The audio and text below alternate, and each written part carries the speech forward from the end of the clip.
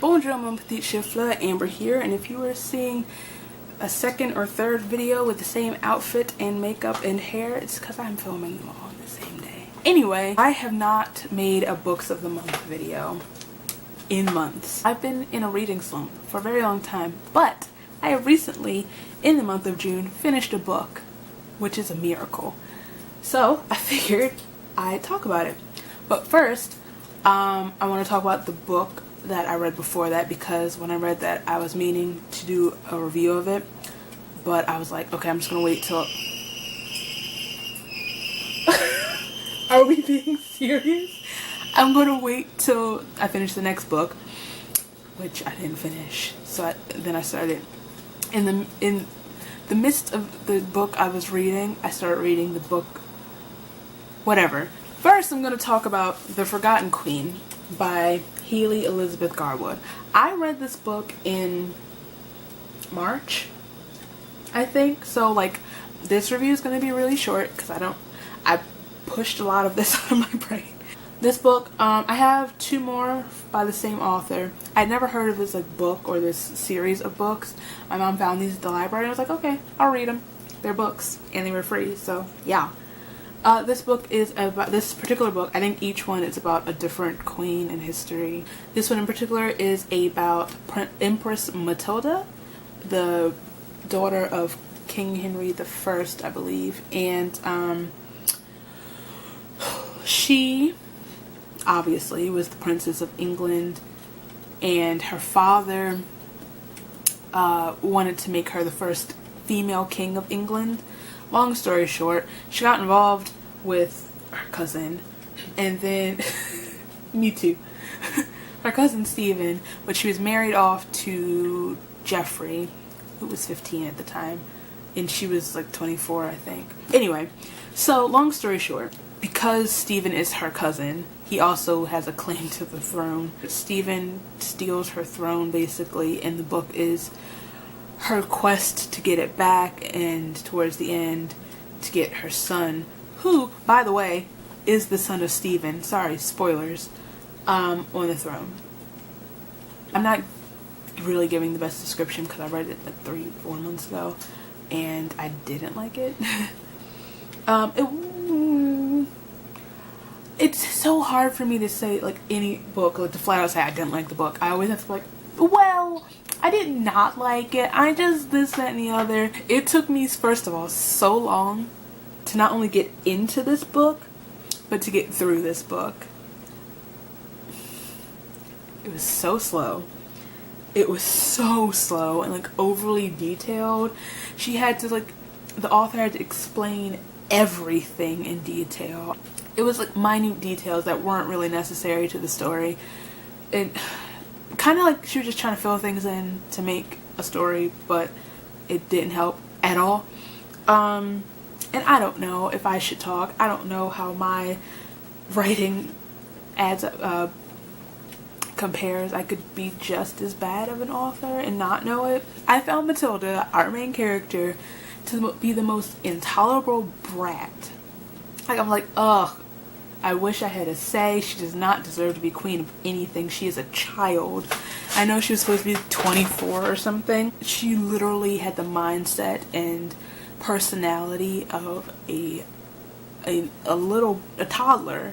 And I was like, how am I supposed to invest myself in a story where I hate the main character? The only character that wasn't completely awful was Geoffrey, and he didn't get enough time in the book. I just found it really bizarre that when they got married, he was like 15, but he was like light years more mature than she was. And Matilda's awful. This is the worst book review ever. Oh, I hate myself. I literally wrote, the only other pro to this book was that Matilda's nickname was Maddie. Why am I like this? Right. So I think that covers all my thoughts on this book. I don't know if I'm going to read the other ones. They're not about Matilda. Her story is done. But I don't know.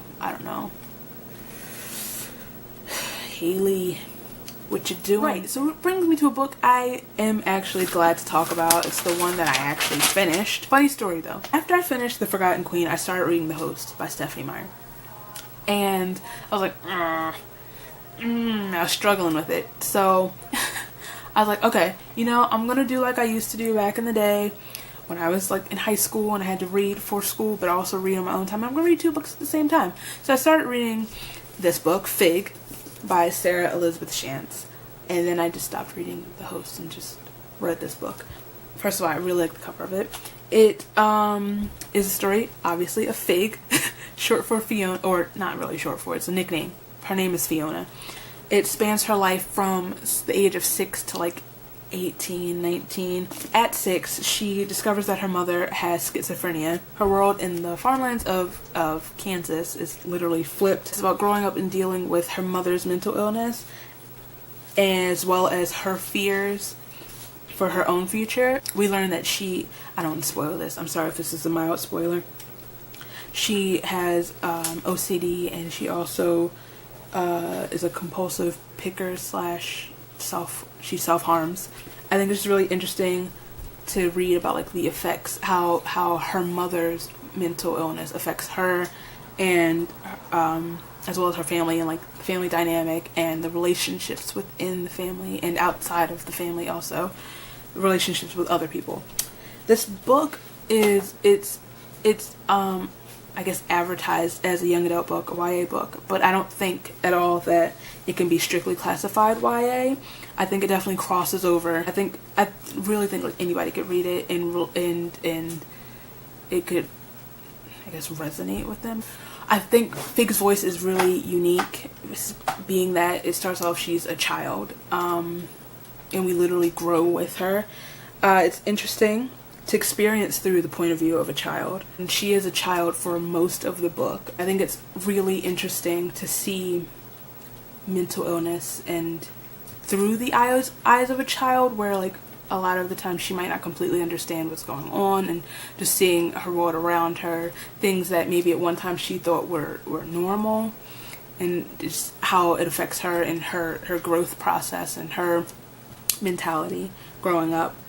And I also think, if I start another sentence, I think it's interesting to see how a book go into detail about like how mental illness in the family affects the family members and affects the loved ones of the person, how it like alters them and I guess weighs on them, and how it shifts like the dynamic between the relationships in the family. Like I said, overall I really liked this book. I feel like the ending was a little rushed, but overall I love this book, and I do think that it was a surprise also. I'd seen this on the shelf, but like no one's talking about this book, so it's not like a hyped up book, but it should be. I really think there should be more writing on mental illness. I liked Fig a lot, and yeah, I think it helped also to slowly break me out of this reading slump. I'm really trying to stay out of this reading slump as I go into my July books. Well, yeah, because this was like an end of June, July, March, April. Because like I said, I started reading The Host before I started reading Fig, right after I finished The Warrior Queen. I'm struggling with this book, but I'm pushing through. So I'll probably maybe talk about this next month in fuller detail. As of right now, I'll just say I've wanted to read this for a really long time. I was a big fan of the Twilight books. I thought Stephanie Meyer had potential to be a really good author that keeps banging out good series. I don't know how I feel about her right now. I mean, like, I don't rank Twilight like super high as a work of literary art, but I enjoyed it, especially New Moon and Eclipse. Maybe I'm just biased because Jacob is amazing, but this,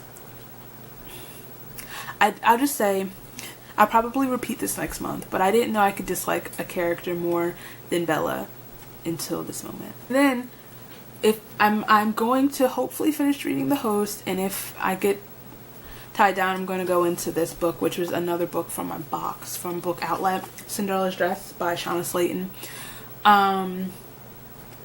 It takes place during World War II, and who is the main character's name? Kate finds out that her family basically is tasked to protect Cinderella's dress, so it's like fairy tale meets historical fiction, which is right up my alley, honestly. And like I think I mentioned this in the unboxing of this book, historical fiction is one of my favorite topics to read about. World War II is one of my favorite topics to read about, as weird as that sounds. I'm also quite fond of fairy tales and Cinderella, so I'm really excited to read this. So those are my books of the month and the books I'll be reading throughout July. First, let me know down there some books you think I might like. I'm always on the market for a new book to read. All I'm really honestly trying to do is get through this box of books so I can read the sequel to The Wrath and the Dawn and get back to the love of my life, Khalid. Anyway, if you like this video, please give it a thumbs up. If you like me, feel free to subscribe. All my places are down there. And I'll see you very soon.